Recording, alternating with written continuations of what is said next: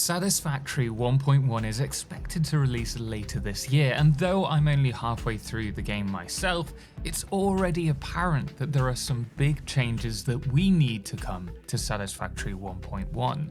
So, whilst we wait on information covering the new additions in 1.1, such as the straight pipe build mode, I thought we'd cover 11 needed changes for 1.1, and when I say needed, some of these may be wants, so sue me. But the first change that I think we need in Satisfactory comes in the form of buildables. And yes, I'd love more customization options, some different textures, but there are some build pieces that I think are just missing items. So we have our foundations here, and we have the 1 meter, 2 meter and 4 meter variants of them. We also have our half foundations, which can be really useful at times. But I also find I quite often want to use some kind of quarter foundation. And the only way we can really do this is either to place a half foundation on its side and say clip it into another piece so that it's hiding the other half, or for us to grab one of these outer corner extensions.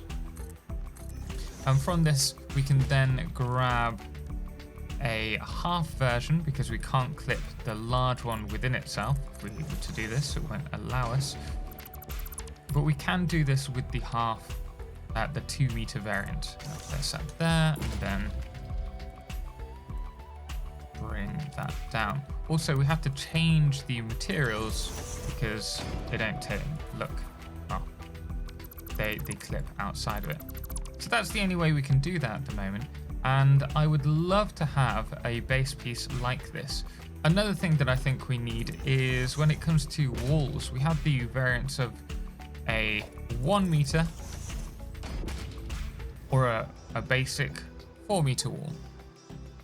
But when you're using things like a half foundation, though you can place the wall on the outside layer, like this with ease, we can't do that on this section. Which means you either have to try and clip things into it so that it looks like it's got some cool little texture, or you have to just make do or clip the wall within it. And so having access to a half wall when looking at it vertically, so just this section here, would be really beneficial in my mind. The second change that I think needs to come to the game is in regards to nudging. Now, don't get me wrong, I love nudging, I use it all the time. However, I find it can be a little bit finicky when it comes to blueprints. And for example, here, if I'm snapping to here, but I actually need it in this spot, I always find that I'm just one increment out of line, and it drives me insane. So what I would first like to see in regards to nudging is maybe giving us 2 to 4 meters extra nudging space.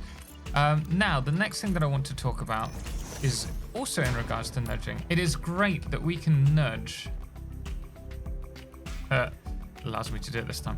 It's great that it allows us to somehow vertically nudge, because I've been wanting this for a long time, yet here we are. I think it depends on the particular item. It doesn't always, yeah, you see this isn't vertically nudging, only left and right. I don't know if this is a new thing. I know that occasionally I can get things to nudge up and down, but it's sod's law that when I try and show off an issue, it works.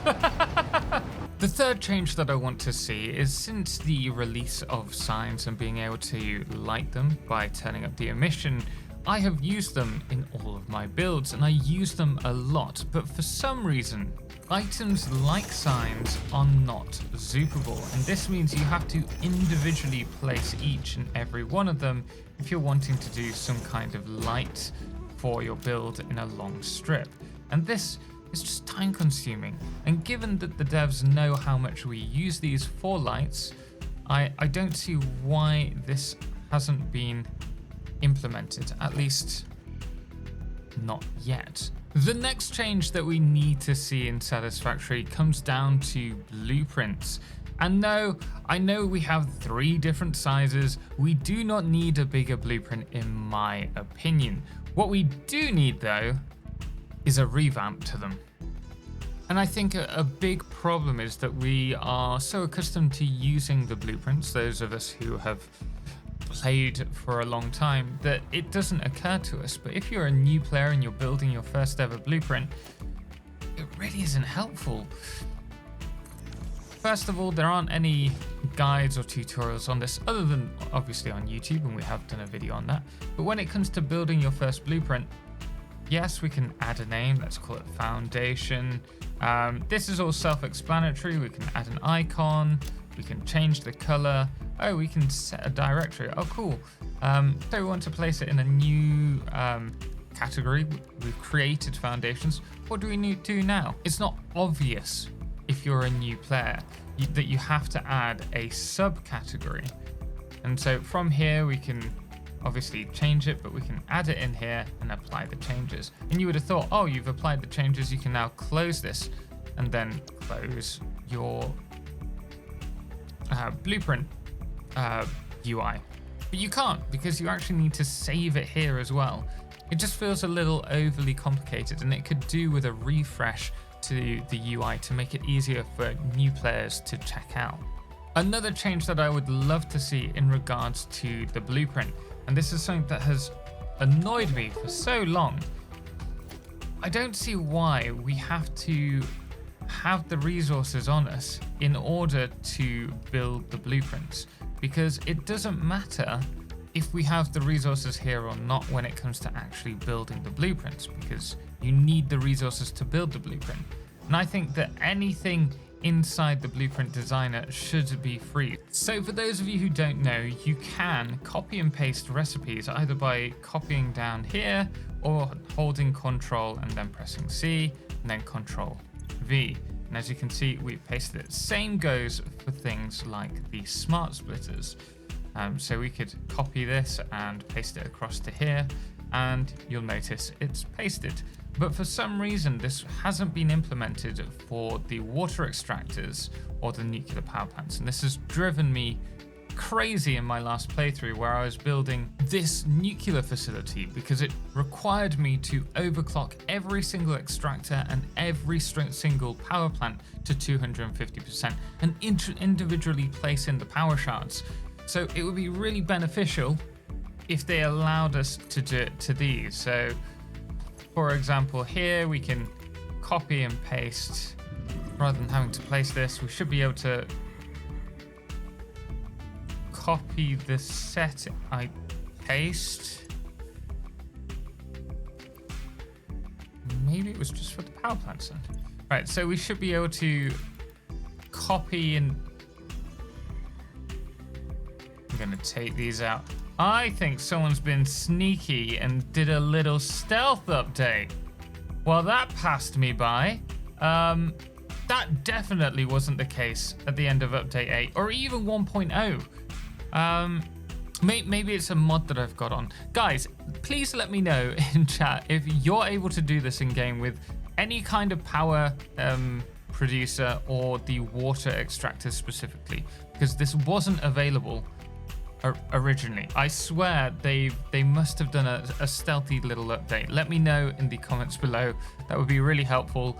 I'm sure I'm not losing my mind here. Now, I love trains in Satisfactory. I can't get enough of them, but they could definitely do with some love. Firstly, there are some things that I'd like to see added, like a high-speed rail so that we can have trains running extra fast on certain lines. But more importantly, the big change that needs to happen with trains, though, is their train pathing. So if you see here, we have the trains following the network or the circuit around, and they are avoiding the station in between, even though it's more direct to take the first station and then head to the next one. However, if a train judges that the distance is a little bit too far, so if we just delete this track here, the train will now, instead of pathing all the way around the whole circuit. It will start pathing through the most direct path, which is through that train station there.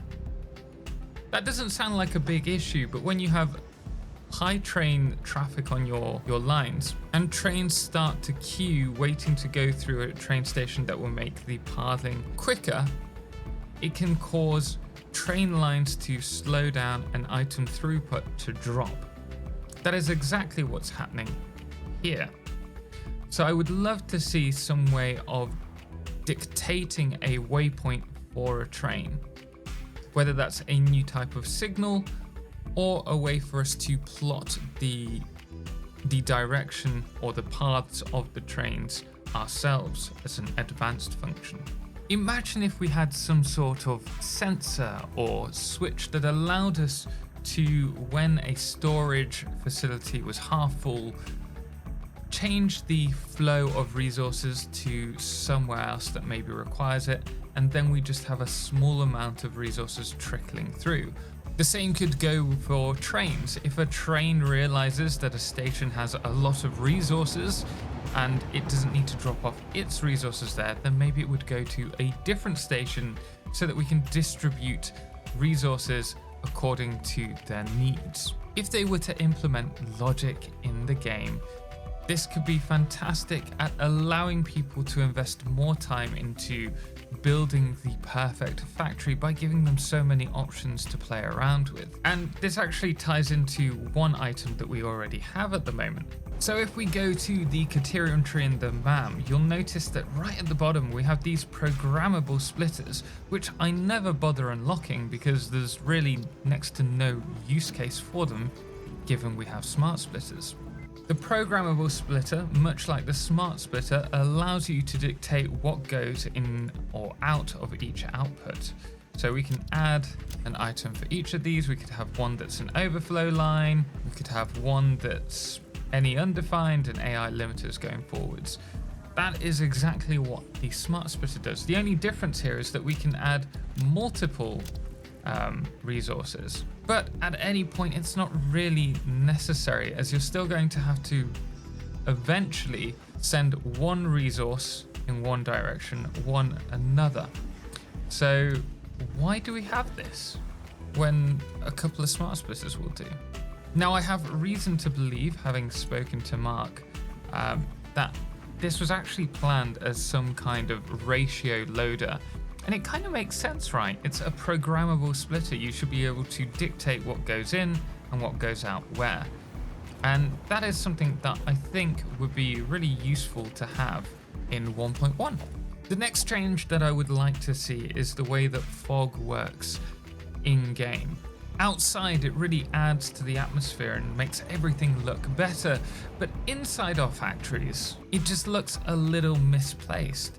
So we can remove it by using the command r.fog0, but the problem with doing that is that every time we go out of the factory, the world looks like this. So I definitely prefer having fog outside, but if there was a way that the game could decide whether it was inside and there wasn't a need for the fog there, then that would be fantastic.